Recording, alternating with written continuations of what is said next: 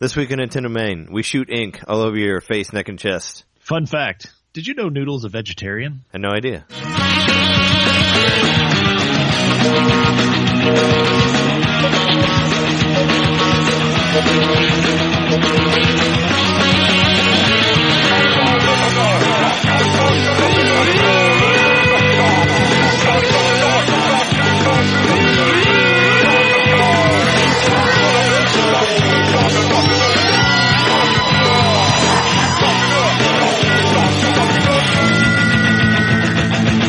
Welcome to NintenDomain episode 63. We're your hosts. I'm Trey Splat-Dooley Johnson. And I'm Jeremy wrapping around that bamboo McCaskey.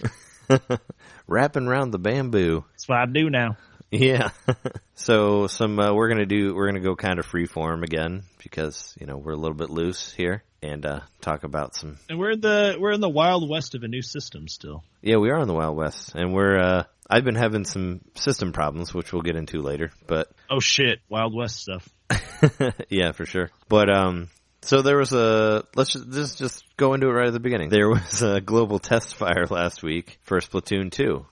Did you play it? There was. It was fun. I played it I think 4 matches each time. So I think I played 12.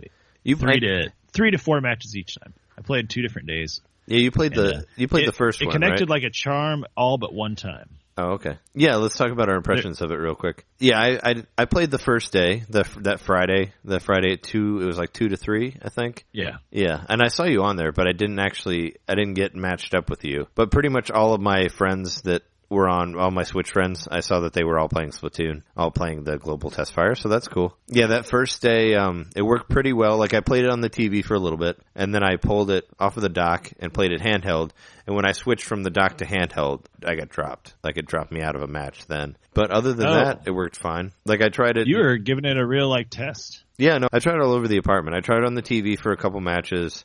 I pulled it off the TV. That got disconnected. But I played it on the couch for a bit in handheld mode.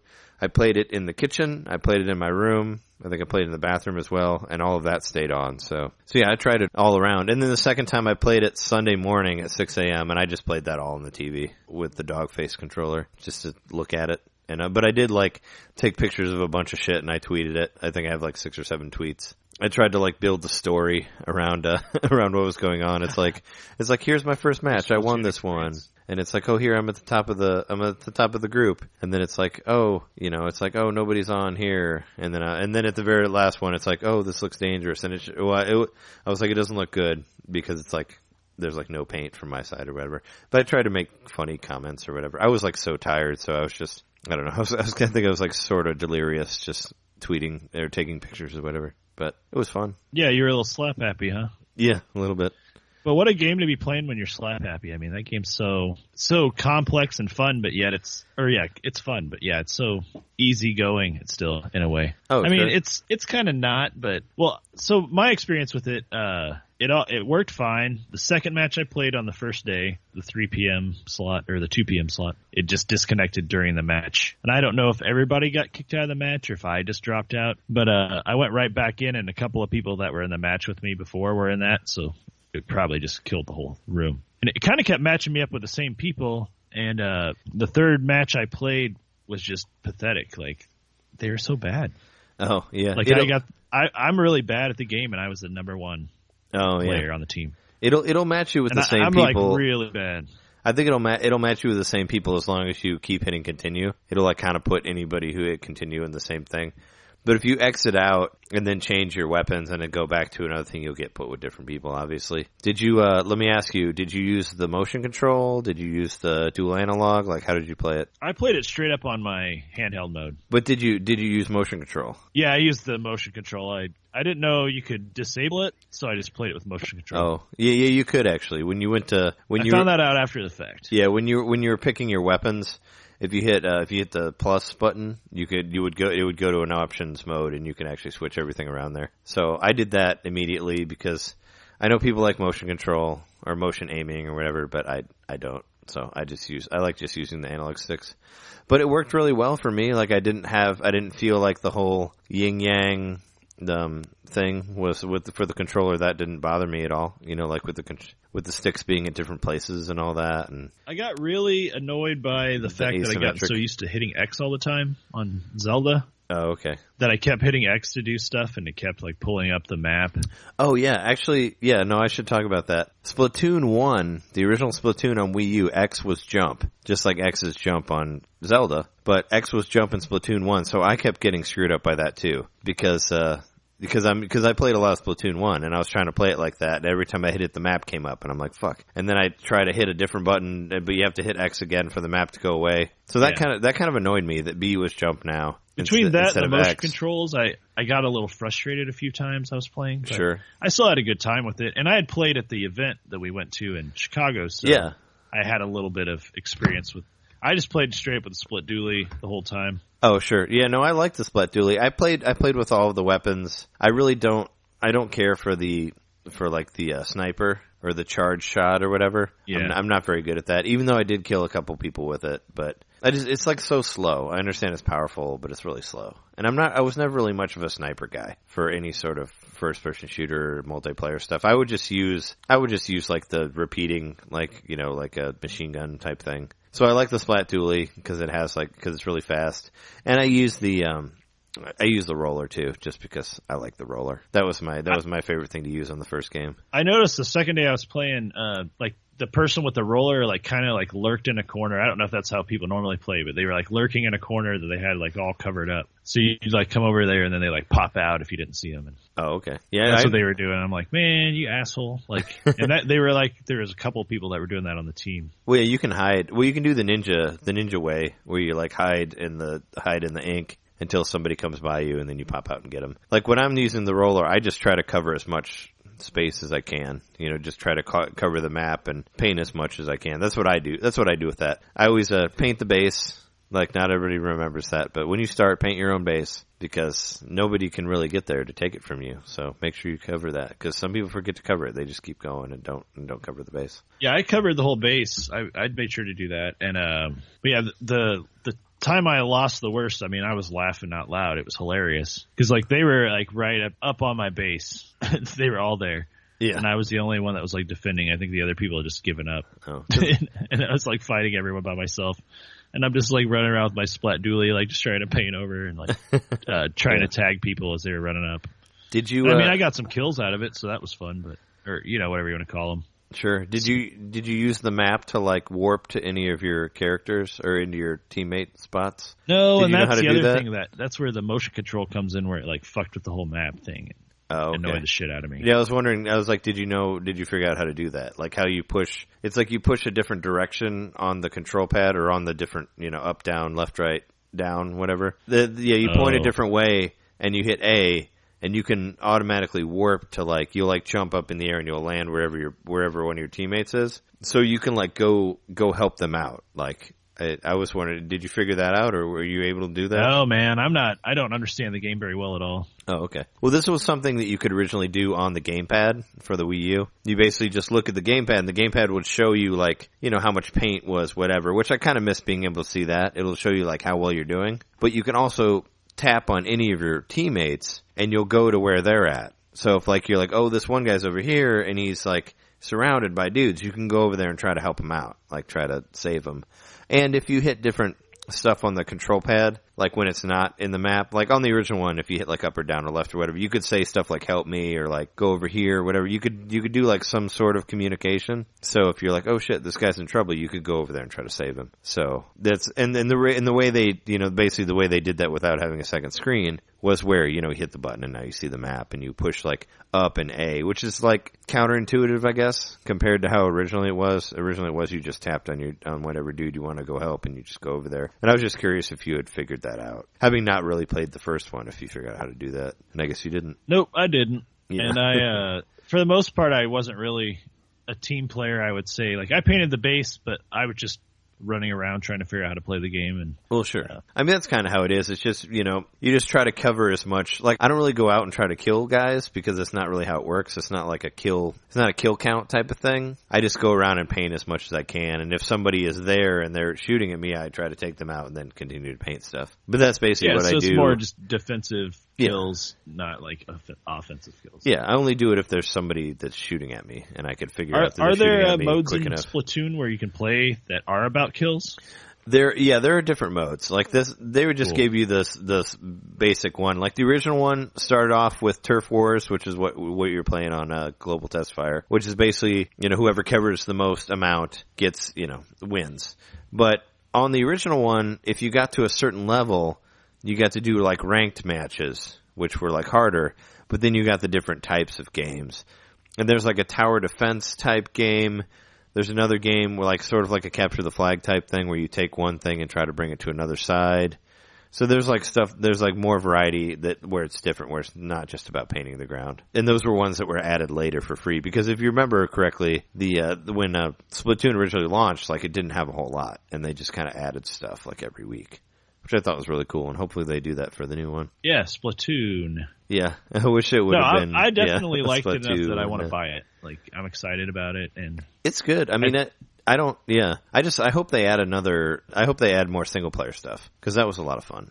Like that was the reason. Yeah, I me got too, it. man. Because they may not. They may not, because it thrived off of the multiplayer mode. It did, but I liked that it had a solid solid single player in there. It actually kind of made it a little bit felt like a spiritual successor to Super Mario Galaxy to me, because it kind of had same sort of thing where you do a little bit on this part and then you shoot off to another part. It's kind of like where you travel between planets. Kind of reminded me of that. So it was a lot of fun. Like I like the and there single are player bosses a lot. and stuff. Yeah, the boss is really cool. But like the way the regular levels would be, it's like, okay, go do this, and then you stand on a thing and it shoots you to another side. So it kind of reminded me of like, Mario like flying from one planet to another in Galaxy. Kind of had, because you would go to different spots, and it was cool though. I hope they do. That's set for summer, so that could be June, could be July, could be August even. I don't know. I mean, it doesn't have a release date yet for Splatoon 2. Do you think that's going to be the game that they use to debut the new voice chat or whatever? Oh, I figured it probably would be the one that debuts their like paid service and all that for the online. So it probably will be late summer, I would say. Yeah. Is that when, I thought that was going to come around April, right? Didn't they say that? That like maybe end of April was going to be when they start doing the paid thing? Well, they would give it, you know what? No, I think they said it was the fall. Oh, okay. Because if it was April, then it would be Mario Kart where they add that in there. I don't know. I don't know. I felt like it was going to be like a month after the thing launched. They were going to be like, okay, then we're going to get into the paid stuff. Like it'll be free for a while and then we'll get into the paid stuff later. Well, I'm really excited to see how all that plays out, because to me, like, sure, it dropped me that one match, but this is also they're testing out their servers, This is like, it isn't just a test fire for the player, it's a test fire for like, can we handle the traffic or whatever? Yeah. It actually worked. It actually worked a lot better than I thought it was going to. It worked pretty well, and especially like sitting on my couch in handheld mode with my Wi-Fi, I was very impressed with how well it worked. But I didn't try it on the big screen, so. Oh, you didn't try it next at time all? I get a chance, if they do another test fire, which I don't know if they will, but I will try it on the TV. For sure. I think that, the original Splatoon, they did a test fire, then they launched the game, and I think they did another test fire after the game came out, for people who still weren't sold on the game. But I don't know. They might do another one. Who knows? I wonder if in the meantime, should I play the other one? Like, should I play the one-player mode? Would that be a good way to get more familiar with the mechanics? Oh yeah, for sure. I mean, I like the one player mode a lot. Like I bought the game. So is it kind of like a that. giant tutorial, or? No, not necessarily. I mean, there are parts of the single player mode that is just like playing a single player mode of multiplayer. Like there are a couple levels that are like that where you just play against, where it's just you and 3 other guys and you're playing against other guys. Like there are a couple levels that are like that. But yeah, most of it, it's somewhat to help you get used to the control, but it has its own story and all that. The single player mode does. I mean, it's fun. Like, I had a lot of fun with it. I mean, it's probably like a 15, 20 hour thing, probably for the single player. So there's a whole game in there. Oh, okay. I kind of bought it for that because I really like the single player stuff. But then I ended up playing the multiplayer stuff because I don't really play online multiplayer at all. But that was probably the game I played the most online because it was kind of fun. And it's really going to be, the Miiverse is really going to be missed on that because they really did some really cool shit with Miiverse on Splatoon 1. Because like you start out, there's like a hub that's like kind of like it's like a town. There's different shops that you go to and you can buy different clothes and all that. But like all of these guys, you see all these guys standing around, and they all have like thought bubbles above them, and that shows like their Miiverse tweet or whatever, their Miiverse post, and you can walk around and look at shit that people have said, and it was like a lot of drawings, a lot of people talking about stuff, and it actually inspired me to draw a thing for that. Like I drew a picture of a squid with like ink around its mouth, and it says like I live, I die, I live again. I did like a Fury Road reference on there because I was inspired to draw something because so many people were drawing so much Miiverse stuff. But I think that's really going to be missed if they don't find a way to put that in there, unless they'll just show your tweets or your Facebook posts or whatever now. Yeah.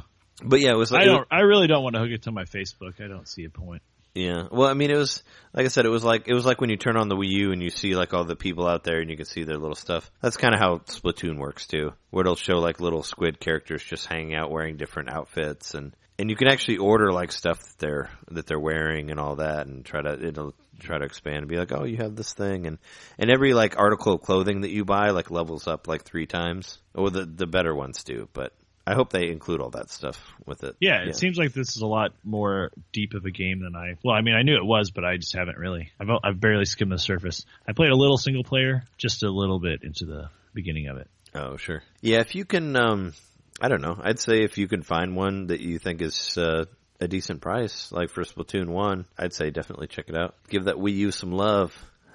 I know you said it was unplugged. Can you still play that one online? Yeah, you can still play it. Strong. Yeah, though, I mean, they haven't canceled the Wii U online service has not been shut down yet, so yeah, you can play it as long as it's still there. I did notice I was paired up with a lot of Japanese players. Yeah, well, Splatoon is really big in Japan. It actually went off really big there, so you'll probably see a lot of Japanese people in there, which is fine. But they do big events for it, like all over. They do like, you know, people. I've seen people dancing like in squid outfits and stuff like that. I actually bought for Christmas my nephew. He likes Splatoon a lot. I actually bought him a little mini roller, like a little Japanese toy. From Japan, I ordered it, and it's like has all Japanese on the box. But I bought him a little mini roller toy from Japan because Splatoon's really big there. You can buy a bunch of extra shit for that, so he got a kick out of it. So you could also just go to the hardware store and buy a paint roller. I could have, but this one is a Splatoon roller. Yeah, check out Splatoon 1. If you can find, like I said, if you can find something cheap enough. I don't know how much you want to pay for a game that's older, where there's a sequel coming out. Like, I don't know what your limit is, like if you play 30 for it or whatever. I don't even know what it's going for now, but I had a lot of fun with it, and people still play it. And I think the closer that you get to Splatoon 2, the more people are going to be playing Splatoon 1. Just in anticipation, because a lot of people who have Switches had Wii U's. And according to my Wii U, people are still playing shit. Like, it still shows all the Miiverse stuff, and you still see Splatoon on there and see Breath of the Wild and all that. But let's talk news for a while. Speaking of which, Breath of the Wild got an update. I'm sure you got that. Did you get your update? I did. I haven't really gotten a chance to test it because like people have been talking about the frame rate problem, and I've definitely gotten that when I'm fighting the big guys out in the field. Not the big boss guys, not like the Hinoxes. I don't mean like them. I mean like the tall goblin guys. Were they the Bokoblins? Or no, the Moblins, the tall ones. Yeah, the really big ones, right? The guys that have the long arms. And yeah, like and if I'm fighting a couple of them at the same time, it'll like seriously skip like. Oh yeah, no, it's been doing that to me too. Crazy to where like it'll be like I see a frame and then I hear some sound and then I see a frame. Yeah, where you almost think it's gonna like freeze completely. Which I don't know if I mentioned this on a previous podcast or not, but I actually ran into a Zelda completely froze on me. Like I had my first like glitch where it all just stopped and it was like meh, and it just stopped working. Did it really go meh? Yeah, it went that far where everything stopped moving and it was like meh, and I had to unplug the system and plug it back in. It went that far, but it only did it one time.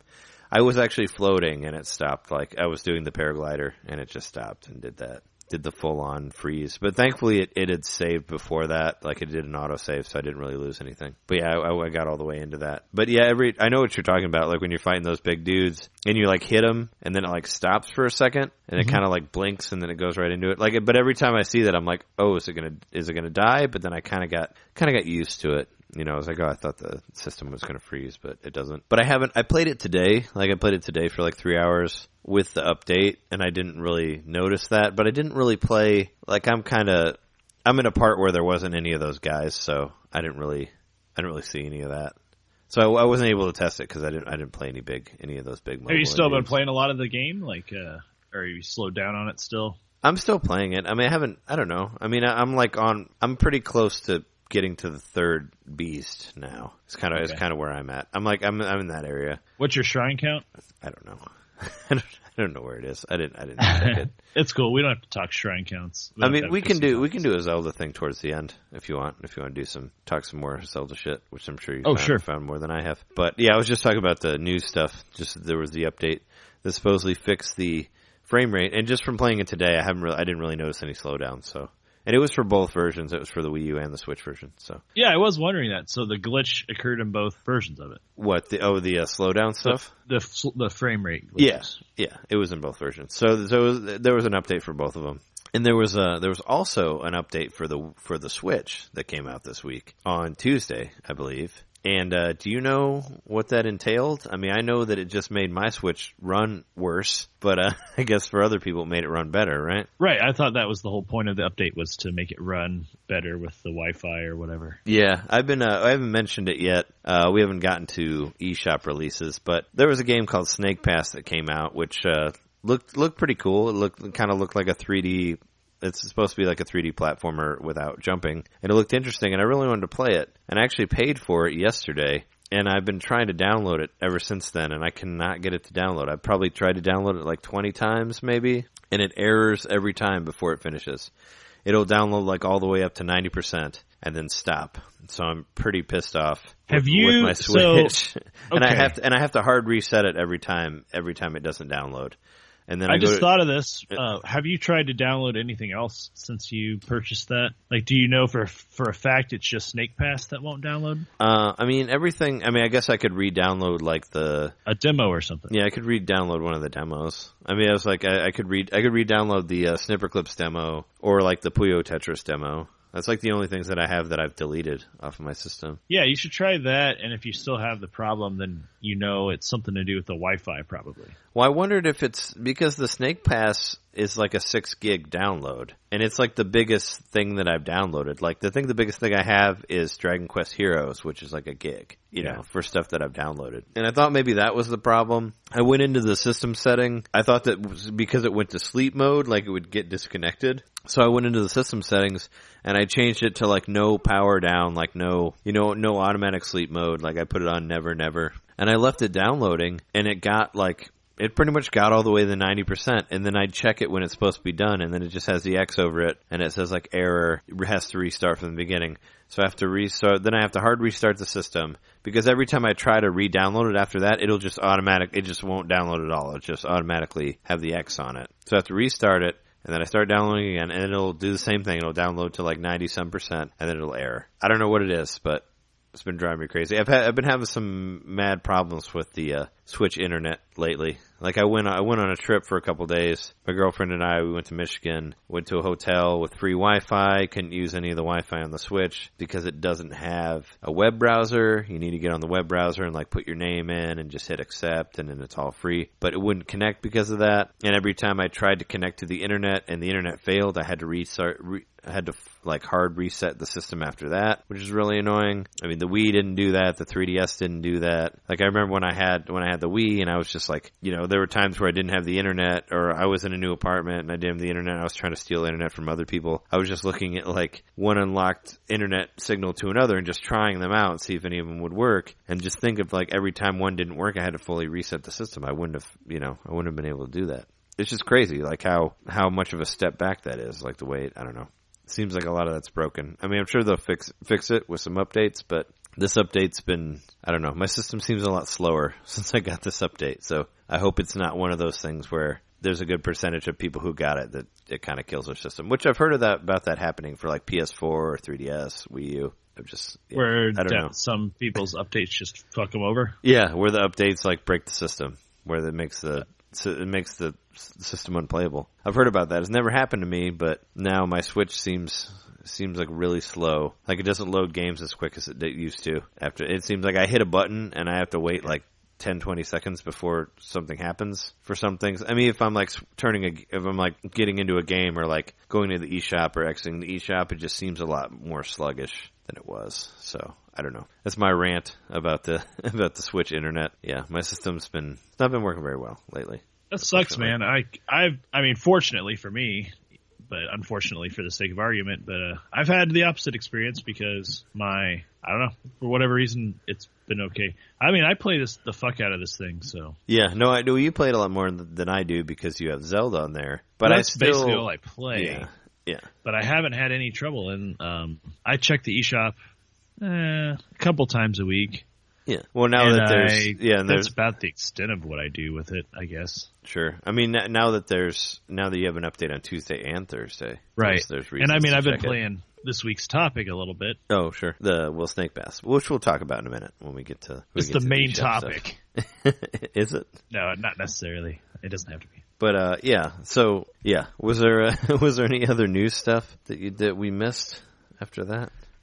I saw someone posted, and I haven't confirmed this, but that the price of Puyo Tetris went down to $30. Yeah, somebody posted that it was $29.99. I haven't checked. I guess it was up on the eShop or something, but I have not checked it yet. So that's kind of cool. Yeah, no, the game's really good. I mean, I've been, like I said last week, I've been playing the Japanese version, and it's very cool. I did play online a little bit. I did not win, but I got online and played some guys. Got my ass kicked. But I tried the online mode. It worked fine. Didn't have any disconnects or anything like that. I just didn't play very well. But did you hear that Mad Catz shut down the company? The guys who you remember Mad Catz, right? They used to make controllers. Yeah, they do hardcore stuff. Down? Yeah, they closed because they went bankrupt and they had to go under. From what really just in time for the Switch? From what I heard, it was because of the low sales of Rock Band 4. Because they partnered with them and they actually made like all the instruments and stuff, so they put a lot of money into that, and they didn't get the return that they needed, and that kind of put the nail in the coffin for them. Oh my gosh! Yeah, killed by a plastic controller. Yeah, well, I mean that was their thing. That was their fucking business was plastic controllers, turbo controllers and stuff. Yeah, you remember? I'm sure you had a Mad Catz controller at some point, right? I remember having I think I had a 64 Mad Catz. Yeah. And I'm sure I remember the name. Like I thought I saw some GameCube Mad Catz stuff as well. I'm pretty sure that we had a Mad Catz like arcade stick. Oh, sure. That you could program, because we had it for Street Fighter 2 and you could program special moves into it. Yeah, we did. They filed Chapter 7 bankruptcy, which is different from Chapter 11. Chapter 7 pretty much means that they're out. Like they have no interest in trying to like bring everything back together. Where Chapter 11 is where like you file it but then stay a business. But they did it to where like they're done for. No more cats. They have no intent to reorganize. Filing instead for liquidation and vacating its board of directors and officers. So it's a shame. But yeah, apparently they lost a shit ton of Rock Band off Rock Band 4 because they partnered with them to make the instruments and all that. But should have known. Kind of went the way of Rock Band 4 and Guitar Hero Live. I don't think either of those really sold that well because I think we're kind of past the days of plastic instruments and all that. I mean, Rock Band hopped in there like at the pinnacle of Guitar Hero's popularity, and then it had like one or two good games, but like people were sick of the peripheral controllers, at least the instrument controllers, by the time they were just kept making more Rock Band games. Yeah. Well, Rock Band, I mean, I'm remembering this correctly, right? Didn't like the main developers of Guitar Hero leave like that company to do Rock Band pretty much? Yeah, Harmonix. Yeah, the guys from Harmonix, they left, the main guys, they left and started their own company and started doing Rock Band. So Rock Band was supposed to be like the bigger version. I never played Rock Band. All I played was Guitar Hero. But supposedly, but between Rock like Band with a couple friends a couple of times. Sure. Actually, I never bought it. Yeah, I think I played a little bit, but it was during the time of like HD TVs being a new thing, and I played Rock Band on an HD TV that was not like, the lag wasn't adjusted correctly, so like everything was completely off, so I came off with a bad experience with it. So I was trying to play drums or something, and none of the timing was off, so I was like, fuck this. So I played it a couple times and didn't do it. But yeah, if I remember I had that correctly, experience with some of the later Guitar Hero games, unfortunately. Because of the HD stuff, or just because of the HD thing, like I just couldn't find my groove, like I couldn't hit the notes on time. I wonder if that's part of the reason like why it went under, like why Guitar Hero or like music games like went under. Do you think it's because of the HD lag and not everybody understood like and because how to of how exactly finicky it make was and how hard it was to like set up correctly? Yeah, it was super finicky because I remember that being a big deal because I mean I played the shit out of Guitar Hero 2 and I played the shit out of Guitar Hero 3 also, but I still had a tube TV then. Yeah, so I didn't have to worry about it. But when I got a PlayStation 3, I actually bought Guitar Hero. I think I bought like Guitar Hero 4 and 5 and a plastic drum set just because I wanted to kind of like be able to play drums in my apartment and like try to somehow teach myself how to play drums or whatever doing that. And I had the hardest time getting the sync right that I just ended up kind of giving up on it because I couldn't get it timed exactly right, like where I'd hit the drum and it would be on the TV. So I had problems with doing the lag thing, and I got it pretty close, but I couldn't quite get it to where like I would play it consistently. So that was like kind of how I got out of it. So yeah, I wonder if that was the HD that killed it. You know, I still have I have Guitar Hero 3 for my Xbox 360. Do you still have the Wii one? I still have. Well, my parents have the guitar. It's at their house, but I don't know where the game is. Oh, because I remember you lent me the Guitar Hero 3 for a bit, and that I played the shit out of that. It actually got me through a rough time of my life. So it was I have a lot of good memories from Guitar Hero 3. On the Wii specifically? Oh, the Wii one, the one that you had. You lent it to me, and I played it for like a month. But I brought it back to you. I don't think I lost the disc. But yeah, I had a lot of good memories with that. But yeah, if I remember correctly, Harmonix between 2 and 3. They left, right, to do Rock Band. Yeah, and didn't Harmonix get bought out by Activision? Yeah, I think they did. Because 3 was a whole different team. It wasn't the same guys as 2. And so Guitar Hero 3 was Activision. Yeah, so that was when it went a different way. And Rock Band was, what were they? Or maybe Harmonix just went to do Rock Band 4. Or Rock Band, whatever. Rock Band 1. But I know, like, main guys left. Or maybe it was Harmonix as a whole, like, went to go do Rock Band. I think Harmonix, like, folded, like, first, like, way back when. Or they were bought out and, like, liquidated or whatever. Because I thought the main guys who did Guitar Hero like sold it or something after 2, and then they went on to do Rock Band because that was the natural progression of that type of game. It's like, you know, we need to do this where we can all play different instruments together, and they were the first ones that did that. But then like Guitar Hero 4 and 5 had like the full band version, and they added cymbals. I remember that being a big deal for Guitar Hero 4. It's like, hey, we got the same drum sets except there's cymbals this time. Yeah, and there was a pedal too. Anyway, yeah. Side note about Rock Band, but yeah, apparently Mad Catz killed them there. They gone. Yeah, they're gone now. So can't buy your analog sticks or whatever arcade sticks from them. It's a shame. It's too bad. We salute you, Mad Catz. Been around for a long ass time making the controllers that no one wants to use when they play 2-player. But you still saw that. I'm sure you had that friend that still had those Mad Catz. Hey, I had Mad Catz, man. Yeah, they're like, oh, those guys are like, oh, they still have that thing. What else did I see? I saw that Pocket Fighter game. I think that got delayed. It was on the Indie Direct for Nintendo. Oh, okay. You know, the one with the little guys. It looks like a lot of fun. It was supposed to come out next week, I guess, and that got delayed. There was also Lego City Undercover comes out next week on Tuesday.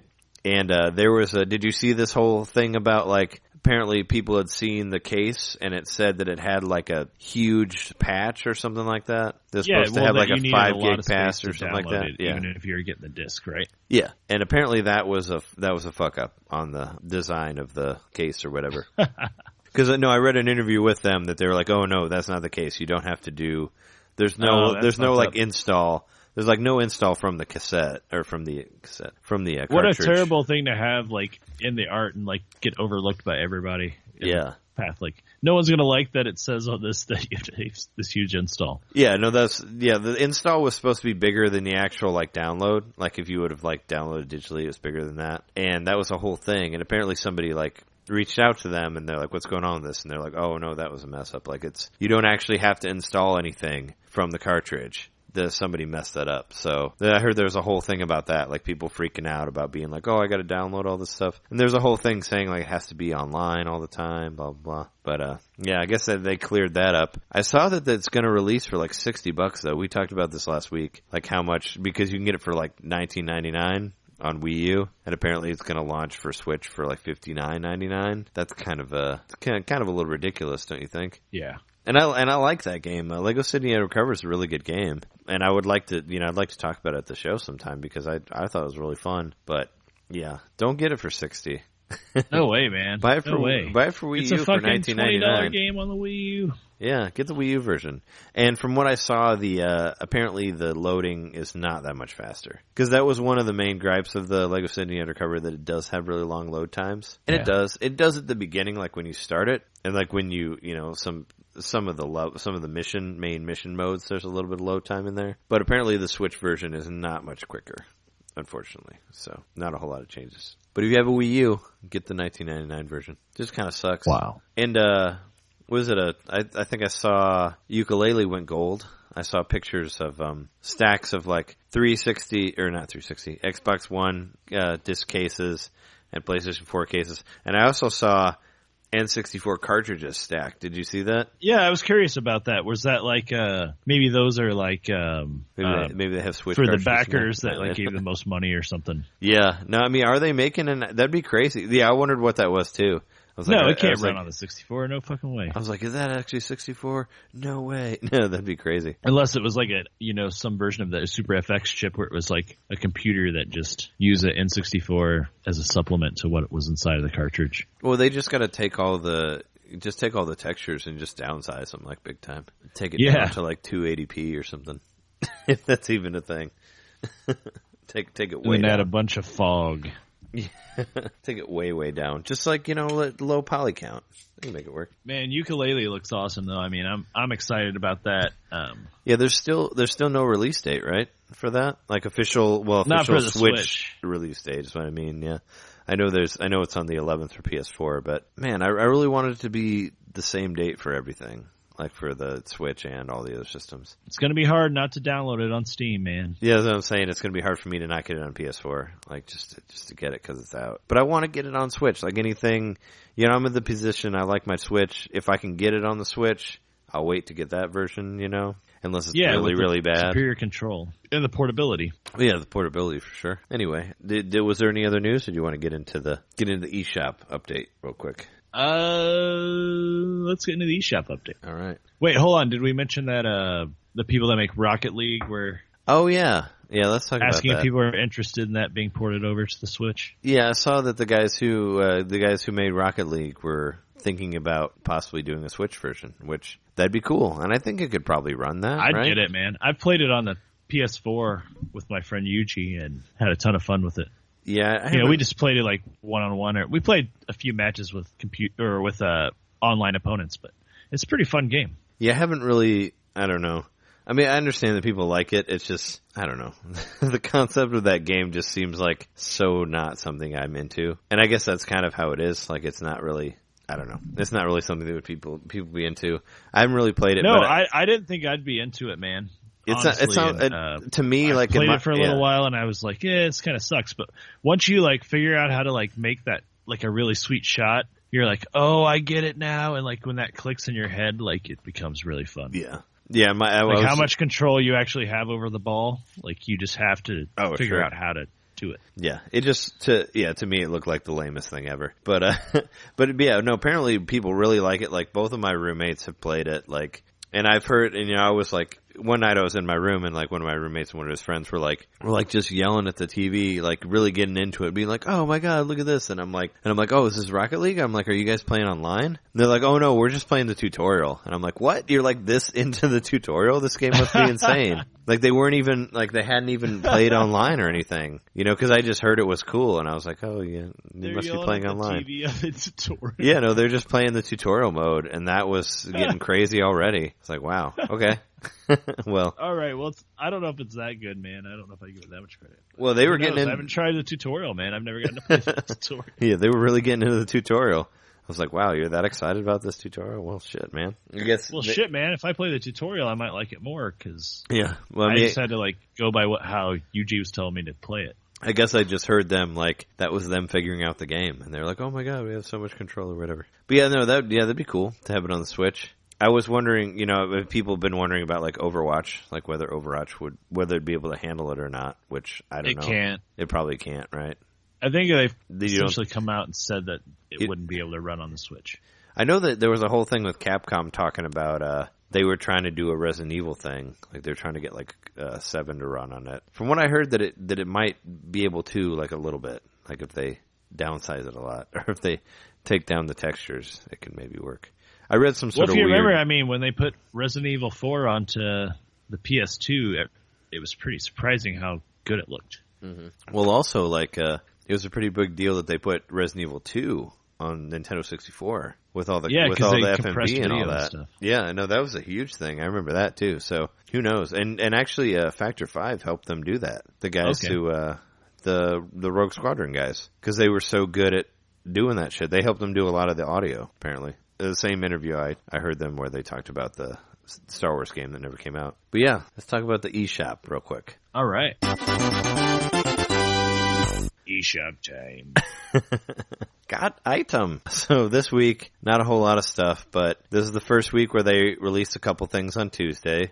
Snake Pass came out and Has Been Heroes. I haven't been able to really find a review of Snake Pass, but I know Has Been Heroes got a lukewarm review from IGN. They gave him like a 6 out of 10. Said the game was like too hard to get into or something like that. That's really funny because I remember us trying to play it at the event and saying, this is really hard to get into, but when we're by our selves and away from all the distraction, we can probably get into it. Yeah, I was confused by it just because, like we were talking before, just the people who were showing it being like, hit this, push this button, do this thing. But some people got it, some people like it. I was actually thinking about, for this episode, I was going to be like, oh, whatever game you want to get, I'll get the other one. But from my read of the Has Been Heroes review, I was like, nah, it doesn't really seem like it. I don't know. But I tried to get the Snake Pass. You actually got it. Apparently, Nintendo's not letting me download it. I've tried to, like I said earlier, I've tried to download it like 20 times. Can't seem to get it, so... I would be really interested to find out if they updated the Wi-Fi functionality, if that somehow fucked up your, the modem or the router or whatever you use, if that somehow got fucked up. I don't understand. Not the actual router, but the connection between that and the Switch. Yeah, I don't understand because it shows that it's downloading stuff. It just won't complete the download. That's where the error comes. If you could try someone else's Wi-Fi, or if we were saying earlier, you could download a demo and see if that'll completely download. Yeah. I mean, I'll take it to work tomorrow and try that Wi-Fi and see if that works, I guess. But still, it's just to rule shit out. Yeah. It's just annoying that it just won't do it. It's like, what the fuck? What's your fucking problem here? I don't know. It's annoying. But yeah, it was only like 3 games for the Switch. It was Snake Pass, Has Been Heroes, and Metal Slug 1 was added. But for the Wii U got Pikmin 2, new play control, so that's pretty cool. Yeah, that is really cool, man, and that's not an easy game to find. It is not, no. I have Pikmin 2 for GameCube, but I didn't get any of the new play control stuff. But Pikmin 2 is a cool game. I don't know if you have it or how much you played of it. I've played 0 Pikmin 2. Oh, because I think Pikmin 2 is probably my favorite out of all 3 of the Pikmins. Because, Pikmin 1 was very much fast paced because you had a time limit. Yeah. But Pikmin 2 went the complete opposite direction where they're we're going to make this game super huge. You're not going to have to leave at a certain time. There's dungeons in Pikmin 2, actually, which is pretty rad. You basically find holes in the ground and you go into sub-levels that have no time limit to them. And they're almost kind of like dungeons, like Zelda dungeons. And you do, go through the whole thing and no time doesn't go while you're in the dungeon. So that was something I really missed from Pikmin 3, that they took that out. And you can find old Game Boys and controllers and stuff like that. They went crazy on all the shit you could bring back to your ship in Pikmin 2. So I really dug that game. It was a fun game. I never fully beat it all the way, but I liked what I played of it.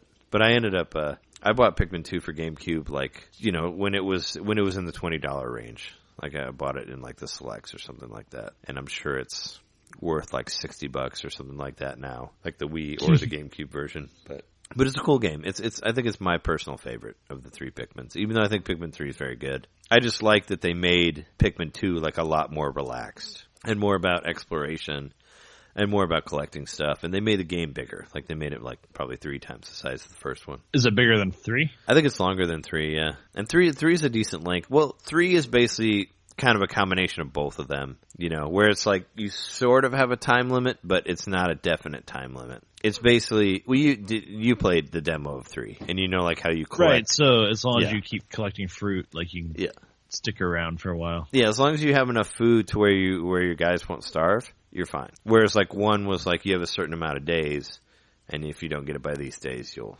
die. But the second one had like no time limit whatsoever. They just kind of just let you go, and they kind of went crazy with it and just made everything really big, and that's kind of what I wanted from Pikmin. So I like that version of it. So it made me sad when they took the dungeons out and all that. But if you're still playing your Wii U, like totally get it. It's a fun time.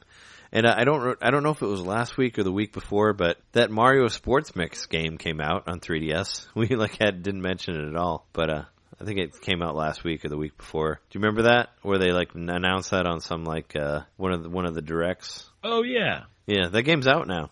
It actually came out. Man, we never mentioned that it came out. 3DS, I haven't touched it in so long. Oh, that's a shame. I mean, I'm still playing Dragon Quest V on my 3DS, so still playing it. You should bring it to the Midwest Gaming Classic for sure, because you'll get a shitload of Street Passes. You can finish up all those 3D puzzles if you haven't done them all yet. Gotta do it.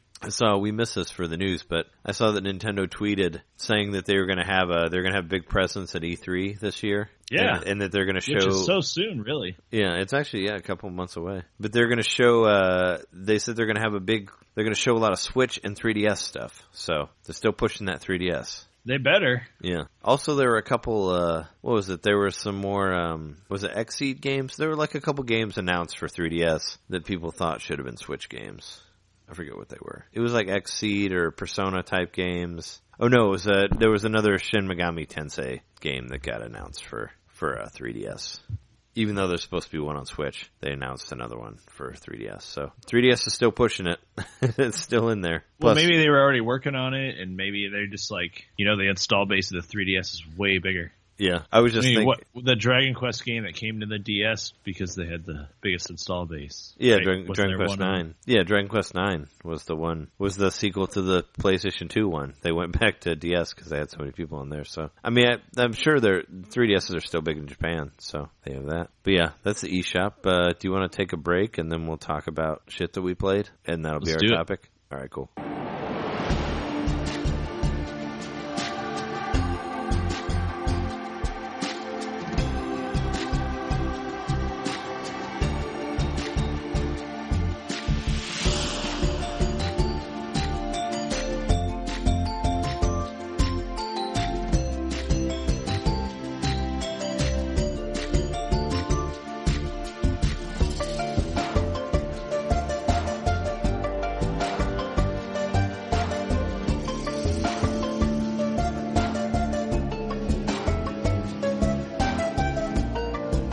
So, the topic of this week, we're just going to talk about the games that we played this week, because we're being freeform here. And why don't you tell me about Snake Pass, since I can't get that game? You should give your impressions on that. Man, I wish you could download Snake Pass, because this is probably in my top 2 games that I've played on the Switch that I like.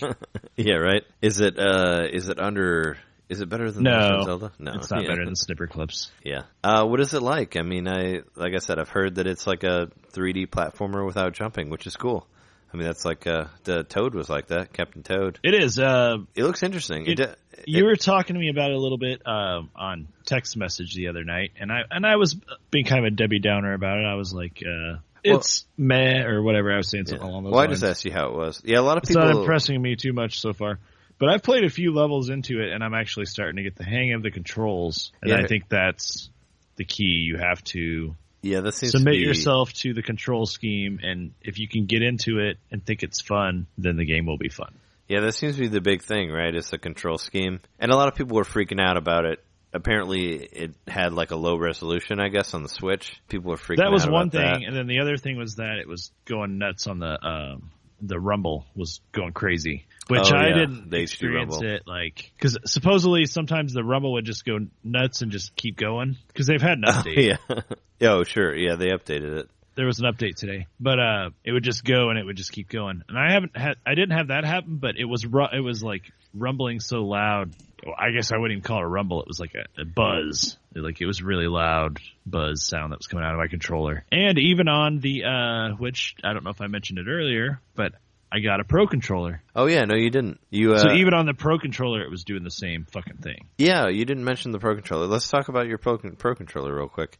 Where did you find it at? Okay, so I went to, normally Amanda and I grocery shop on Tuesdays, but for some reason we couldn't like do it on her day off, so I went to do other grocery shopping on Wednesday at Walmart because, you know, it's close to my house and I was doing it by myself, so I was being kind of lazy about it. So I just went to Walmart and, of course I wanted to look at, see if they had any Switch stuff, and they had 2 Pro Controllers. Oh, wow. I was shocked when I saw them. I'm like, wait, are those Wii Pro Controllers? Like, are those Wii U Pro Controllers? Like, I had to like look at them a couple of times to accept, are these really here? And I immediately grabbed them. You know, I didn't like, I picked one up, looked at it to make sure it was a Switch Pro Controller, and I put it in the cart, and then I texted you, and I was like, do you want one? I found 2 or whatever. Oh, yeah. But before you even responded to me, I picked up the other one and put it in the cart, and I was like, fuck this. Like, yeah, I'm going to buy both, and then if I don't want to, I'll just bring it back to Walmart, or I'll try to sell it on eBay or whatever, which I still haven't actually done that with any of this stuff. I always say I'm going to, but I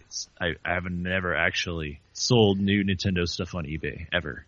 Yeah, you could. But I could for a profit. Flip it, yeah. You could probably flip it if you wanted to. But I bought both of the controllers, and they're $69 is what they cost at Walmart. They're going for $70, right? That's the retail price. Yeah, that's how much it is. $69.99. Okay, cool. Are all your wildest dreams fulfilled by playing Zelda with it? Like, is it the most amazing thing ever? That seems to be what people are talking about the Pro Controller. They're like, oh my god, my life is complete now. The first time I ever played Zelda was at that event with the Pro Controller. Sure. And I played it a little bit with the tablet just to test it out. Sure. But I right away put it right back into the TV and was playing it. And that's the way I kind of was inaugurated into the experience, was with the Pro Controller. So I was like kind of missing that when I was playing on the Dog Bone, because the Dog Bone's like super comfortable. It's a great controller, but especially once the fucking left Joy-Con kept popping out, I was like, all right. Yeah, you're not into that anymore. I need a Pro Controller. And it was really funny because I found it the next day when I was like finally giving up on the thing popping out. Because it was popping off of the console too. It wasn't just popping out of the Dog Bone. Oh, geez. So your left Joy-Con's like fucked, pretty much. Yeah, and I may be able to actually send it into Nintendo and get it repaired. I need to look and see if that's covered. It may not be, but if that's possible, I might do that. And now that I have a Pro Controller, I can keep playing. Sure. But I haven't taken the Joy-Cons off in the past few days since I got the Pro Controller. Yeah. You know, I've played it in portable mode with the Joy-Cons attached, but I've only used the Pro Controller otherwise. The Dog Bone is no more in my life. It's my second player controller. Yeah. If I play a 2-player game. Yeah, but it's going to suck if it's going to like disconnect while the second player's playing. They're going to be at a major disadvantage. Maybe I'll tape it on there or something.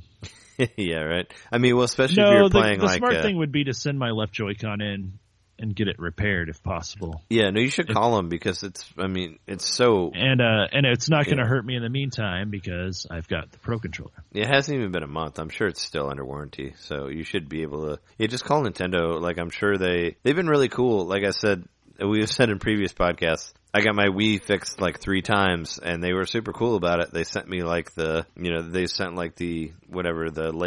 to like FedEx, and I could send it there for free, and they sent it back and all that. So they paid for all of it, like for the first couple times. So because of this, like there being such a huge thing around like the left Joy-Con breaking and all that, I'm sure they'll totally fix it for you, send it back. And now you can play it like on the TV with the Pro Controller. So. Which is the best ever. I changed out my setup for my Switch based on the Pro Controller too, because I've mentioned before on the podcast that I'm afraid my cats are going to destroy my Switch. Yeah. They're going to knock it over while I'm out. Yeah, if you're in the bathroom or whatever. Yeah. And so now I can put it inside of the cabinet where it's protected, and I've had no trouble with the Pro Controller. Yeah. The signal's really strong. Like, it's great. I don't ever need to undock the Switch unless I am taking it to play in bed or whatever. For sure. Did you find the hidden message in the Pro Controller? Have you heard about that? No, I heard of that, but I haven't found it. Oh, if you take the right analog stick and just push it down the whole way, it says like "Thanks Gamers" or something like that. Like on the you can see it through there's a little writing thing that comes up on like the round area at the top of the of the joystick or whatever, you should be able to see it like through the see-through thing of the Pro controller. Well, shit, I kind of want to go grab my Pro controller right now, so I'm going to go do that. It says like THX Gamers or something like that. Yeah, give it a look. All right, I've got it here. So I push the right Joy-Con all the way down? Yeah, the right analog. Yeah, just take the right analog stick and just push it down to the bottom, and there should be something that shows up. It says like "Thanks, gamers," something like that. Do you see it? No. You know how it's like, like how there's a rounded part that's in there? Yeah. Like if you pull it down, then the part that's under should come up. But you know what's pretty amazing about this Pro controller that you don't get without it? Digital pad?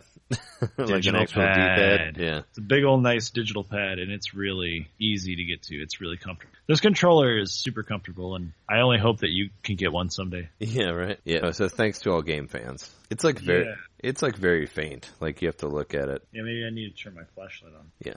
It looks pretty faint. Like I had to like expand the picture. Oh, it's fucking cool. Is it on there? Yeah. You found it? Yeah, you have to actually it's like a lens almost that lets you look onto the circuit board inside of the... Nice. Wow, that's fucking cool. Yeah, you found the Easter egg. There. It's actually on there. Yep, thanks to all game fans. It's crazy you couldn't see it if you didn't have the light shining at just the right angle and look through. The thing around it's almost like a lens. Yeah, it must be like somewhat reflective, I guess. Something like that. That's pretty cool. But yeah, there you heard it. We found it live. Jeremy found it live. Yep, I had to use my cell phone flashlight, so I highly recommend using your cell phone flashlight. Yeah, right. Well, there you go. So yeah, I know I can't wait to try it out. We'll try it out for sure on the Midwest Gaming Classic this coming weekend. Which, if you're in the Midwest area, come say hello to us. But hey, and it's another device that has a USB-C on it. Oh, so I actually bought two devices with USB-C. Well, my computer has a USB-C plug on it that I've never used for anything. Oh, I actually bought a USB-C cable for our trip to charge my Switch with. I never used it. Is it to charge it from something else? No, I just bought a USB-C to regular USB, so I can just plug it into plug it into a wall plug thing and just charge it if I need to. So I bought one just as to be my travel charger. Oh, well, that's what the Pro controller came with. Oh, it did? One of those cables. Yeah. Ah, damn it. No, I have two. Yeah, and it charges pretty quick. It was at a quarter charge when it was straight out of the box. Yeah. Within a couple hours, it was fully charged. Oh, well, fuck. I didn't know. I didn't know what the plug was. I guess I thought because the Wii U, because everything was all backwards on that. Because I remember when the Wii U came out, I was like, oh, so the Wii U remote, the Wii U remote pad, whatever, must use the same plug as the 3DS. No, that's a different plug. Okay. So the Wii U pad has its own plug. And then there's the Wii U Pro, and I'm like, well, the Wii U Pro controller must use the same plug as the Wii U gamepad, right? No, completely different thing. I'm like, why? And it was fucking it's mini why USB, are all these not different? Micro USB, but mini USB. Yeah, it's the different one. It's the same one that the PlayStation 3 controller uses. So I don't know if it's the mini or the micro or whatever. Because the Samsungs, they use the micro now, right? The smaller one, the Samsung phone, or which one? Or any phone that's not an iPhone uses the smaller. It's micro, yeah. Okay, so the mini USB is a PlayStation 3 / bigger plug. Wii U Pro. Okay, yeah. I was can any of them at least use the same thing, because they kind of look the same. So at least they fixed that for the system where they all use the same. Yeah, which I didn't it's the exact same plug that the console uses to charge the. Well, that's good to know. Yeah, I didn't know that. I figured that the Switch Pro would either use a micro USB or mini USB. So yeah, there you go. That's cool. But so you played super tangent there. So you played Snake Pass with the Pro controller? Yeah, that's mainly the way I've played it. And I played the first day I had it because I downloaded it the day before I found the Pro controller, and I played it a little bit on the dog bone. It's a fun game. It's my first impressions of it. I was a little bit put off by it and I've seen similar stuff online, people comparing it to Octodad. Oh, really? Oh, because the control is bad. weird? Because do you control the tail of you and the head of you at the same time of your snake? No. The thing is, you control the snake almost like a car, like some kind of vehicle. You think of it that way. Oh. And it makes a little more sense. But you are controlling, a lot of the game is wrapping around bamboo to get from one spot to another. Yeah, that's how you jump, my name earlier, so to speak, right? You just got to wrap around that bamboo, and once you sort of get into the swing of how that works, it becomes a lot more fun. Like, it's a little more graceful, but the camera angles aren't your friend. I mean, it's a free camera, so you can move the camera however you want. Sure. You got to move it around a lot as you're winding around shit, or you're gonna like miss things. But it's fun, and it looks really nice. The snake's extremely expressive as he's going through. His name's Noodle. Yeah. He's a vegetarian. Yeah, he doesn't eat meat, right? He doesn't eat meat. Does he eat insects? Well, they count as meat, right? Because don't you have an insect friend that like helps you out or something like that? You have a hummingbird friend. Yeah. And the hummingbird friend's pretty fucking annoying. But at least it's helping you out. So I've played 4 levels into it, so I haven't really played it that much. Is it like, how are the levels set up? Are they just like get from point A to point B? So like a hub? Like how is it set up? Think of like just a big square. Like each level's like independently like a square that you play on. That's a fairly small. So it's almost more like a puzzle game. Oh, okay. Sort of like in that regard. So maybe like think of Monkey Ball. Like each level is like one independent like floating thing. Yeah, that's about. That's kind of how it is. Yeah, it's like Super Monkey Ball. Yeah, where it's just like you get to the ball, thing and the gate and all that at the end. Yeah, I was wondering if it's more like Mario, Banjo-Kazooie, whatever, where you like have a hub world and you go to different areas. Or this is just like this is stage 1, this is stage 2, just like that. That's just the like way the puzzle it from one thing to another. I'm not sure if it's going to end up becoming like worlds, and each world is divided into stages, maybe. But there's definitely not a hub world so far, and I actually haven't fought any enemies so far. I'm sure they come into play eventually, but it still seems almost like it's got to be the tutorial sequence where it's teaching you how to do all the moves, because you actually can like freeze up the snake as it's climbing up something so that I can get a better grip with its head. Oh, okay. So its tail will kind of hold on as the rest of its body is like wrapping around. So there's a lot of like cool little mechanics it introduces as you go, and eventually you realize that the control is like you just absolutely have to get the controller. If you give up on the control method of the game, you're never going to like it. Oh, okay. You just have to persist. And I'm trying to. I'm really pushing myself to try to, because it's a really pretty game. On handheld mode, I didn't really notice it looking that shitty. Like people said, it was kind of low resolution. Does it look bad? I mean, we keep saying that it looks pretty, so you obviously don't think it looks bad. It was blurry. It was kind of blurry in handheld mode. Yeah, that's what people were saying. I'll be honest, but like I only checked it out for a second and then put it right back on the TV. Yeah, but it looks better on the TV, right? It's not blurry on the TV. Yeah, it looks great on the TV. Oh, okay. And I've seen reviews comparing it to like an N64 game. Yeah, people were comparing it to like Rare. It looks like a really pretty like modern game as far as graphics are concerned, but it does, I guess, have the spirit of an N64 game. Sure. What I want to know is how is the soundtrack? Because the soundtrack's great. Yeah, because David Wise of Rare fame does the soundtrack for it. Mr. David Wise. He did all the soundtracks for all of the Donkey Kong Country stuff. I believe he did Banjo-Kazooie as well. I don't know how involved he was with like GoldenEye and Perfect Dark stuff, but I know he did the main ones. And he actually also worked on Donkey Kong Country Returns and Tropical Freeze. So he's still doing shit. But yeah, I heard that he did the soundtrack for this, which is pretty awesome. So I guess maybe they were trying to go for the 3D platformer or Rare type stuff, because it kind of looks like it could have came from that time, right? It came from like the 64 Banjo-Kazooie, Conker's Bad Fur Day type stuff. Yeah, I wonder if do you know if this guy was involved at all in ukulele in the music of that game? David Wise? Yeah. I hope so. Because those are mostly ex-Rare. Oh yeah, it says it right here. He's involved in ukulele. I found it on Wikipedia, yeah. Yeah, it says he's working on the music for it. It would be weird if he didn't, We didn't talk about the YouTube guy getting ousted from ukulele. YouTube guy? No, I don't know anything about this. What is it? YouTube personality named JonTron. He was supposed to voice a character in the game, but he made some racist comments on his channel on YouTube. Oh, well then, yeah.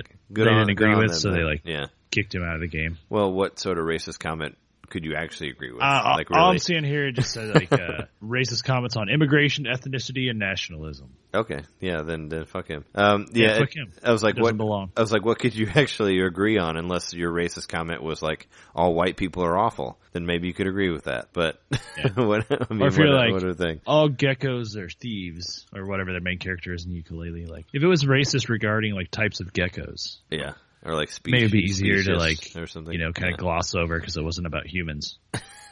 Yeah, right. I don't know. It seems like it was racism involving human people, so that sucks. Well, it's not a good thing to stand behind, and yeah. And nope. better on them for doing that, but yeah. Oh yeah. Be careful what you say online, kids. For reals. Right. But yeah.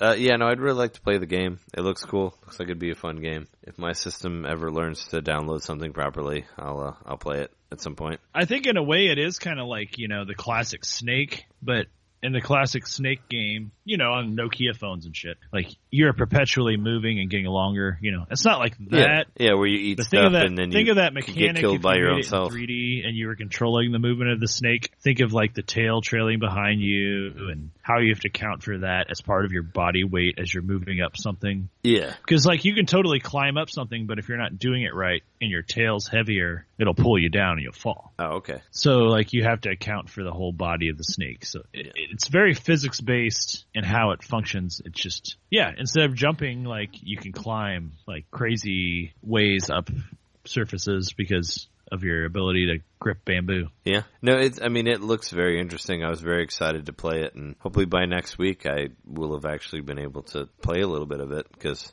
it looks like something I would really be into, and I'm keep getting prevented from playing it. Forces I cannot battle for whatever reason. But you're enjoying it to a point, right? It's pretty much all Zelda, but it's probably a good. Yeah, it's my third favorite Switch game.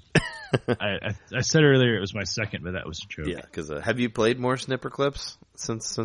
No, I haven't, but I still like Snipper Clips better. Oh, I was gonna say, have you gotten into more? Because we played like the first half of the retro stages, like Jess and I did. That was the last. I'm missing my other half, my other Snipper. Yeah, you got to bring it to work again, and then you can just play with a random person. I really do. And my friend has mentioned that multiple times. Like, so did you bring the Switch today? Yeah, or just have a friend over and do some. We could do some Snipper Clips at the Midwest Gaming Classic if you really want to. There'll probably be a lot of people there with Switches, so you can maybe do some 8-player. I'm having a very similar feeling I had to when Portal 2 came out, and I wanted to play through the co-op missions. Oh yeah, and I didn't have a friend to play through them with. Yeah, but if you had did you buy Portal 2 did you buy it for Xbox 360? Yeah. Because they all came with, they all came with codes for the PC, so you could, give them a code, and you could play it on your PC, I guess. Oh, yeah. Well, it's on Steam for super cheap. Yeah. It keeps showing up on Steam for $4 or $5. So, but they all I've passed it up multiple times. Yeah, weirdly enough, if you bought the game, I bought it for PS3, but they all came with Steam codes, so you could give it to a friend of yours for free on PC. So, well, I bought it digitally, so maybe it didn't have a Steam code. Oh, okay. Yeah, no, it was in the instruction booklet. I downloaded it and also got it for super cheap on Xbox by the time I had it. I think I got it for $30. Yeah, I got mine for almost nothing because I traded something in for it and it was on sale for whatever. But yeah, it's Snipper Clips could be kind of like that. And I guess in a bizarre way, maybe not that bizarre, but it's sort of like Portal in the sense that it's like a Snake Pass is divided up into levels. Sure. I don't know. Oh, I guess that's the only way. Going back to Snake Pass, you mean Snake Pass is like Portal in that way? But that's the only way, and that has levels. Sure. Is there a multiplayer for Snake Pass or no? Not that I know of. I haven't found it. And it's like a dual analog game, right? Correct? You don't think you could play it with a single... No. I was going to say, can you play it with just a Joy-Con, or have you tried that? You know what? It is dual analog in the sense that you use the right Joy-Con to control the camera angle. Yeah. And you always need to be moving the camera around. Otherwise, you're going to slither into a corner and not know where the hell you are. Yeah. Because as a snake, sure. you do frequently slither into corners. You have to adjust the camera and get out of the corner. Oh, okay. You'll just kind of slither into a pile. But you haven't tried to play it with just a single Joy-Con? No. Okay. Yeah, I wonder if because pretty much every game that's come out so far, you've been able to play it in that mode. So I'm wondering if this would be, aside from Zelda, but most of the downloadable stuff you could play with one Joy-Con. I don't see why it wouldn't work. Unless it has some sort of, it would have to some sort of free-flowing you wouldn't be able to camera. Control the camera unless, it was motion-based. Well, yeah, that'd be interesting to test. I should test that out. Sure. But yeah, it sounds cool. I like to play it soon. hopefully we'll have that. I'll have that chance at some point. Did you want to say anything else about Snake Pass, or do you want to talk about Zelda for a minute at the end of our show here? Well, I didn't have much to say about Snake Pass other than if you start to fall down a pit, you're a snake. You can't do anything about it. Like that's where it's kind of grab actually anything, right? Yeah. You'll start to slip off the edge of like a platform, and your snake starts to fall, and you can't do anything about it. And the snake starts yelling. He's like, ah! Yeah. I wonder how he reacts to it. He's just like, oh god. Yeah, the snake's very expressive. That's like a really fun part of it. Like the snake's like making all kinds of expressions and stuff while he's moving around, and he looks like a vegetarian. He doesn't have fangs. He just has a tongue. Yeah, he needs everything mushed up for him. He can't eat it on his own. And as far as his coloring he looks like a coral snake, which is like one of the deadliest snakes. Yeah, because he's like what is he, like orange and red, or red and blue, or something orange, like red, that? and yellow. Yeah, and black. Cool.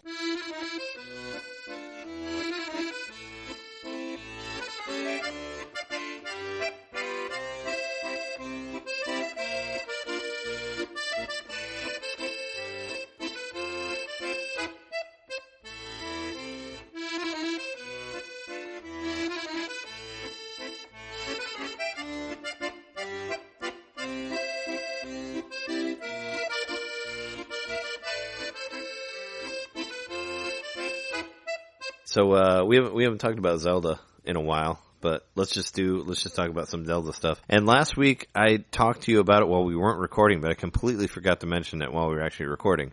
Snow Lionel, have you found him yet? Yeah, I found him. I haven't fought him. Oh, okay. I was wondering if you had beaten him. Because he's right next to a shrine. Yeah, he's right next to a shrine. I ended up going to the shrine and then leaving. But yeah, Lionel, we talked about Lionel before. I destroyed him. I wasn't afraid of him anymore until I found Snow Lionel, and Snow Lionel destroyed me. But I thought about going back to him, but I haven't yet. But I was playing earlier today. I'm like almost to the third beast. I don't know. Yeah. I'm sure you went and beat the second one, right? You went back and did the bird. I beat the second one, and I beat another one. You beat the third one, but not the... Yeah. Is it the desert one, or is it the other one? I went and beat the other one. Oh, okay, cool. And it was actually... Was it difficult? I think that the desert one's the hardest one, is what I'm gathering. I'm trying not to let spoilers happen, but I think the desert one's supposed to be the last one. We don't want to get super spoilery, but, we'll just talk about stuff that we've done, a little bit. I just heard that's the hardest one. Okay. Because I had a hard time going to the Goron stuff. That's where the Goron is, right? Like Death Mountain and all that is where the other one is. That's where Gorons live. Yeah, but that's where the other beast is, right? It's in Death Mountain, or by Death Mountain or something. The one that you did? Yep. Yeah. So I didn't have I don't know, Death Mountain's like way hotter than the desert, so I didn't have the specific clothes that I needed for that. Like I didn't have the heat resistant stuff. So I didn't go there. I went to the desert because the desert was easier for me to get to, because all I have to do is just carry an ice sword and I'm good. I don't know if you knew that. Did you figure that out, that if you carry an elemental weapon with you, it actually affects you? So like if you're in the snow and you have a fire sword, it keeps you warm. Or if you're in the hot and you have an ice sword, it keeps you cold. Holy shit, I had no idea. Yeah, it's pretty awesome. And you can, because I have those elemental weapons now. And reverse, you can fuck yourself over. Like if you're in the snow and you're carrying an ice sword around, it'll start killing you. Stuff like that. But yeah, no, I was using. I have an ice sword that I've been carrying around. I've been using it in the desert to keep me cold and all that. Even though, like in the desert at night, it gets cold enough to where you need to wear, like, we actually have to have stuff that'll make you warm. Like you're on top of a mountain.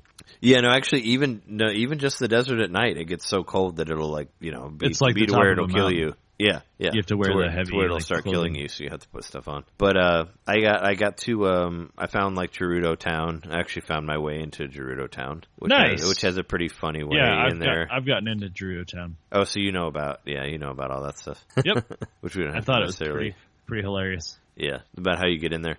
I thought it was kind of funny because I kept trying to like just fly in there, just climb in there, and they wouldn't let you do that. Nope. But once you get in there that way, they kind of figure out what you're doing pretty quickly. Everybody's kind of like, you're not that, So but like NPCs treat you differently when you're wearing that. Well, sure. Spoiler. When you're wearing that outfit. Yeah. Have you made it to that beast then? The fourth beast, the desert one? I have not. Do you have the Thunder Helm? Did you find that? I haven't gotten through that part. Okay. Okay, because I just got the Thunder Helm. Nice. Yeah, I got to that part, and then I was like, I think that maybe someone spoiled it for me, or maybe I just thought, like, I don't want to do the desert yet. And I decided, well, it's because I wanted to find the blacksmith, who I assumed would be one of the Gorons, but I still haven't found the blacksmith. Oh, there's not a blacksmith there? I figured there'd be a Goron blacksmith. I haven't found a Goron blacksmith. And so I went there, and I don't remember how, but someone gave me potions. So I used those. Like, I didn't even have to make them. I just had them. Oh, and okay. It was I talked to a Goron somewhere, and he gave me potions. Okay. And I think it might have actually been in the Zora place, but I might be wrong on that. But it was just some Goron I talked to gave me potions, so I'd be safe, heat resistant. And I just used those to find Goron City, and then you got to find the town and buy the armor really quick. Oh, okay. Pretty much, just like you did up in the bird area, in the Rito area? Yep. Yeah. Yep. You just want to get to the store and buy the armor, and then you're good to go. Oh, okay. Yeah, I thought there'd be once I got the armor, like, everything was good, and I could play that whole segment. Okay. Yeah, I figured there'd be something in the I don't know, in the Dorito town that was that, but it isn't. Like there's no sort of, even though you do find there's one girl that makes like accessories that can help you be heat resistant or cold resistant or whatever that you can get. And I I bought one of every accessory, but then I'm like, does this make helmets? Like, you can't use helmets. Yeah, you can't use helmets anymore. Yeah, I don't know. Like, I'll be like, is the helmet or the accessory better? And like, they'll have the same defense or whatever. So I don't know which is like, why are there two of them? Like, is there a reason for there to be two, or are they different somehow? I don't know. Because I'll like have a helmet and an accessory that are both like resistant to something, and they'll have the same like defense power. So I'm like, are they the same? I don't know. I think you can. Well, you can also upgrade upgrade too, right? your accessories. Yeah. I think I looked in. Yeah, because I went to, every time I get something, I go straight to the ferry and try to add more stuff to it. I bought the house. I got the house finally, so I have the house on there. Nice, man. Feels good to have a house, doesn't it? Yeah. I went to the bowling game that we talked about last week. So did I, man. And exploited the fuck out of that. Yeah, it's easy. It's really easy once you figure out what to do. Yeah. Like, and you might still like have some rounds where you're like, God damn it, I totally thought I knew what I was doing and I can't do it anymore. It was pretty. But then you'll get it back. It was pretty easy. Actually, that's what I was doing while I was waiting for the 6 a.m. Splatoon global thing on Sunday. Is I was just bowling. I was just doing the bowling and raising money. And then I went and bought a house, and then I went and bought lights, and then I bought like a door and bought a bed and bought some extra like weapon display things and all that. So, yeah. But it's like, even I got to the point where I could at least get spares, which you still get like 100 rupees for. And I think if you get like 8 pins, you still get like 50. So you still get like something. Yeah, no matter what. Well, I think at 8 pins you get 20. So you break even. But yeah, no, I think there's like, I think it's like 6 or 7, you get 20. But if you get like more towards almost like, if you get 8 or 9, you still get like 50, or maybe it's just 9. But if you did as high as, like almost as high as you can get without getting a spare, you still get a little bit more. Yeah, without a doubt. Like I was grinding on the it was the Ridge Tower, or what is it? Yeah. The one where you like float out. Yeah. That was where I was. Yeah, told me you were doing that. Grinding, and it takes for fucking ever, man. But it's a lot easier. Now that I know that I can play the bowling game, that's how I've been making money. Yeah, it's easier to just throw those strikes. Yeah, because you just get, because I had 3,000 in like no time. Yeah, and I've been buying all the like good armor, and I've been upgrading everything as much as I can, and I've just been making myself as strong as I can, because I'm just like quivering in my boots about fighting all these guardians. Like, I think I'm gonna go on a guardian like killing spree. It's like my next big thing once I go to the once dungeon. You have all your shit, you can go over there. I don't know. Yeah, I don't know what my shrine count is. I think I have like 17 or 18 hearts about. Okay. Because I've been trying to fully fill up all my hearts. I have 19 hearts and 2 full stamina bars. And I'm I think I have 74. I think I just hit 74 shrines. Yikes. Yeah. There's still so many more, man. Yeah, like, that's only, that's like, that's a little bit over half. I haven't half. gone back to the Lost Woods and done those. I still haven't beat the island. I still haven't beat the island. You haven't done the island, and you haven't gone back to do the I've gone back shadow to the one. island, but I still haven't beat it. And I haven't beat the I found a different labyrinth and I beat that, but I still haven't beat the labyrinth at the top part. top right. Yeah, I found another labyrinth too, and actually ended up just climbing the walls all the way up to the top. Yeah, and walking around like that. Yeah. Well, once you get after that second dungeon, you get that like floaty thing, the thing that like where you can jump really high. So I've been using that a lot. So much. Yeah, that thing's great. I thought that the health boost was going to be the best thing, and then after I got that, I'm like, this has got to be the best thing. Yeah, no, that really helps because it also creates like a big like updraft that you can use to go even higher. Did you notice that? Yeah. Yeah. So you can start on a tower and then go even higher, and like, which I immediately, like, before I found the bowling game, took that back to the drifting game. Oh, okay. Yeah, to try to go going farther. Like super far. Like I would run out of stamina before I was done floating. Oh, sure. And that was a lot of fun, but then I have to wait for it to recharge, which I'm kind of like a little. I wish that you didn't have to use everything to get it to. So I've really only experienced it with the flying thing, but you have to use all three before it'll recharge. Yeah. Oh, yeah. That's kind of annoying. Yeah, so it's kind of annoying because I'll be like, one. I'll have one left, and I'm like, I should just use it so that it'll start recharging. Yeah, weird things. So sometimes I'll just burn the last one just so it'll recharge. Did you notice that like Mipha's Grace doesn't work in any of the shrines? Yeah, that's annoying as fuck. Same with you can't use the floaty thing. You can't use that to jump high in the shrines either. Nope. And in some situations and some story-based stuff, for whatever reason, Mipha's Grace won't work either, which I noticed. Which was weird. Even though it shows it on there, it still won't work. Like, you'll still get killed. Which I thought was kind of like, why is that there? But, yeah, I ran into a couple story-based stuff where you would still get killed. Even though you had fairies and Mipha's Grace, you would still get a game over. Even though it showed it. It wasn't like, because like in the shrine, at least it doesn't show it. It still showed it. It just didn't work. So I will say I was almost getting depressed because for the past week since we recorded last, I was finding a lot of shrines, but they were the kind of shrines where, the puzzle was getting to the shrine. Yeah. So I would go into the shrine and be whatever blah, blah, blah's blessing. Yeah, and then you just go get the treasure. And I'm like, I miss playing a puzzle shrine, and I have not played one in so long.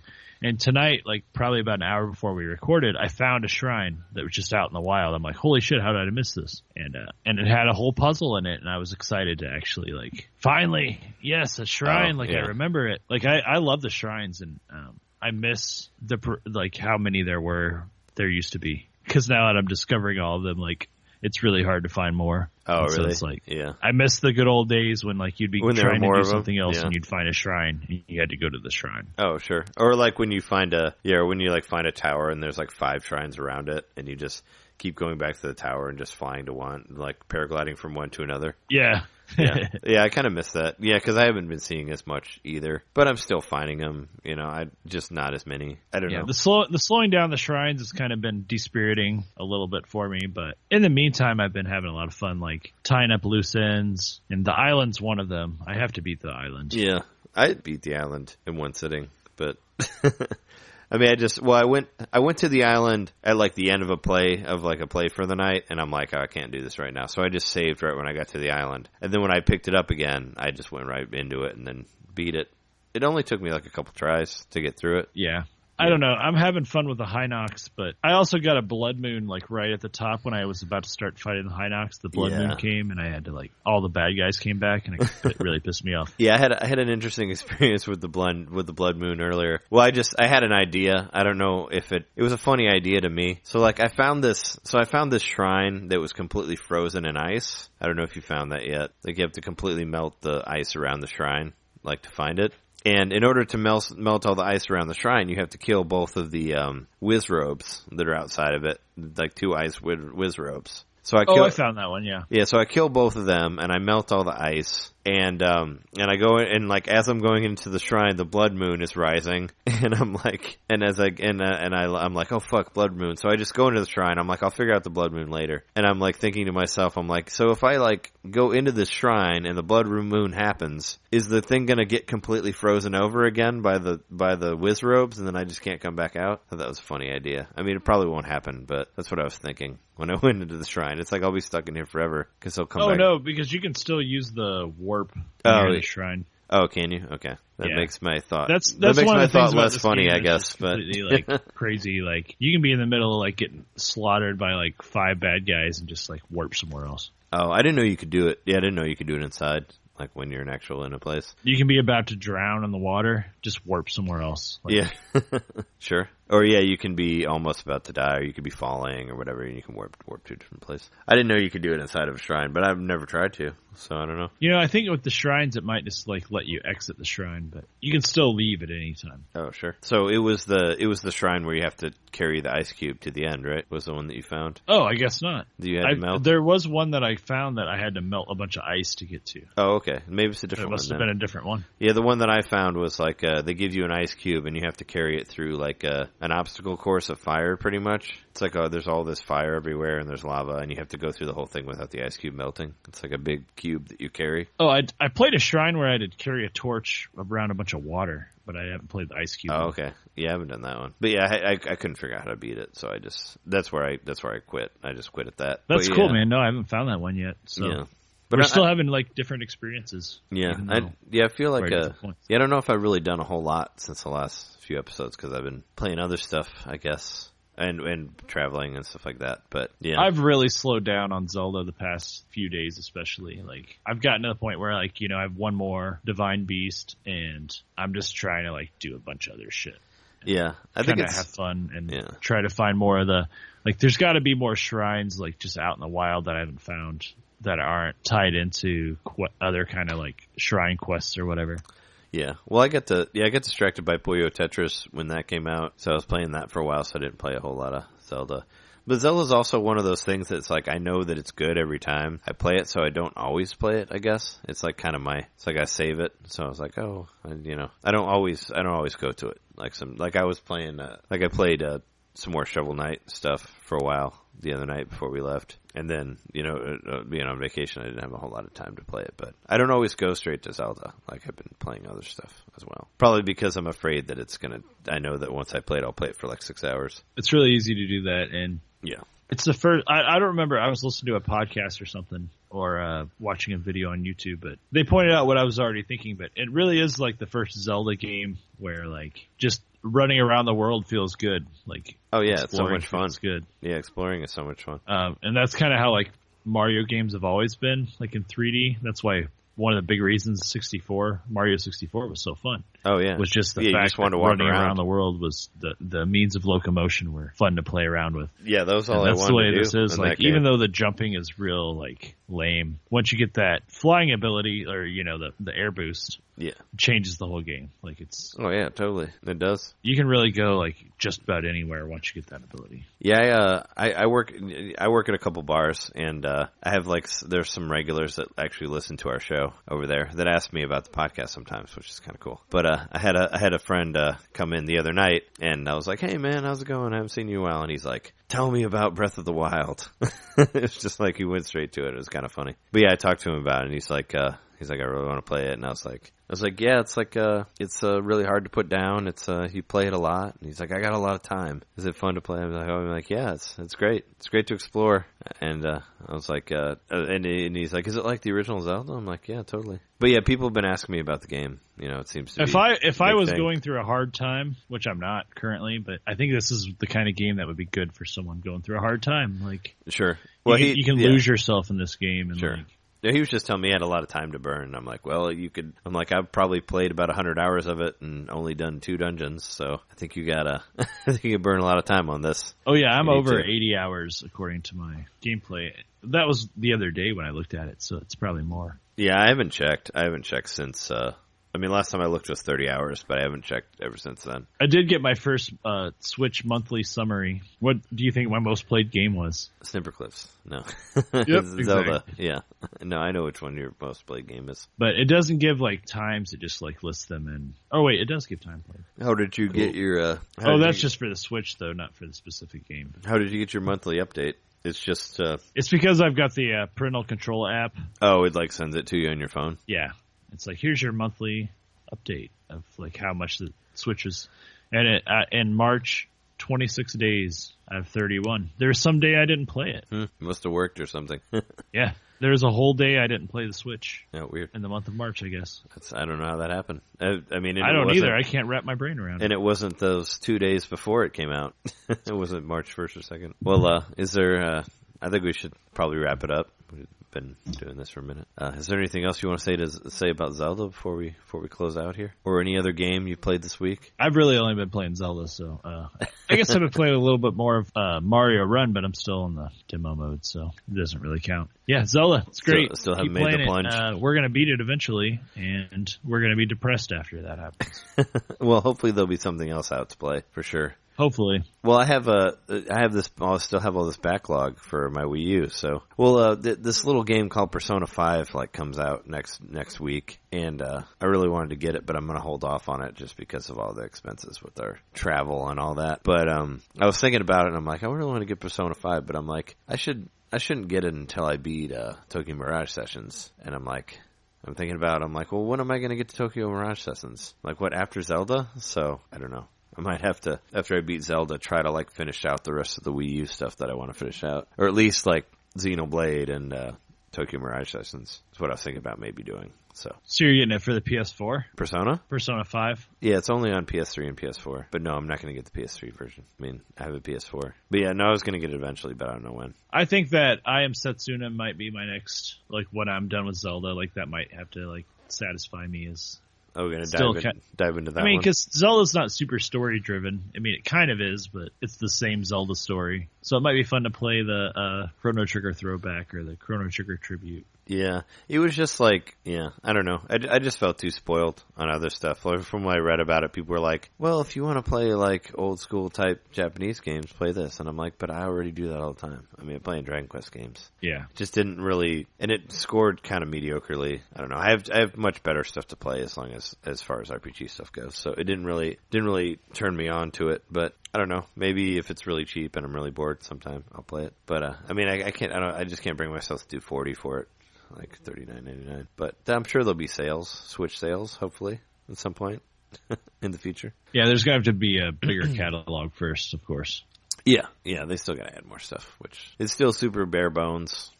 I was hoping the update would add some sort of way to save your credit card on there, but they didn't do that. Or a way to back up your save data, which apparently isn't some people that send their Switch in for repairs get their save data back, and some don't. Yeah. Well, that's kind of like if you send any system in, I guess. Sometimes but in the meantime, there's no way to back it up. Your Zelda data on your Switch, which scares the shit out of me. Yeah, something you don't happened lose to my that. Switch, I lose all my Zelda. Yeah. That's kind of like how I felt when I was getting towards the end of Dragon Quest VII. I had this horrible fear of losing my save data because I had put so much time into it. But yeah, hopefully they fix that soon. But yeah, who knows? I mean, they'll keep adding stuff every week, so I'm sure we'll see more stuff next week. But I mean, I thought I put a lot of time into Xenoblade, but I think I've already surpassed it with Zelda. You think you're 100 plus already? Because we were both. I'm approaching 100 hours. Okay. I think. Because we were both 100 plus on Xenoblade. Yeah. So I think I was almost 120 or something like that. I didn't even beat it. Nor did I. Yeah. Anyway, this has been our episode 63. Thank you for listening. We've been your hosts. I'm Trey Johnson. I'm Jeremy Mukowski. And, check out our website, NintenDomainPodcast.com. Download us on iTunes or whatever other podcast thing you use. Make sure leave us a rating if you like the show. And if you're in the Midwest area, like we said, we'll be at Midwest Gaming Classic next week. So come say hello. It's a great place to be. There's lots of cool retro stuff and a lot of people doing fun stuff. Apparently, most of the cast of Mortal Kombat will be there, so maybe we'll get to talk to them or something like that. Hopefully we don't get our heads ripped off. Yeah, hopefully nobody gets killed. But there'll be I know them's the risks, man. I know Galloping Ghost will be there, so there'll be a ton of arcade and stuff like that, and all sorts of contests and playoffs and all that. But it'll be fun. And we'll be back next week to bring you some more Switch news as usual. But take care out there and look out for snow Lionels. They're scary. Hello. Is it death you're looking for? I can see it in your eyes. I can see it when you die. Scary.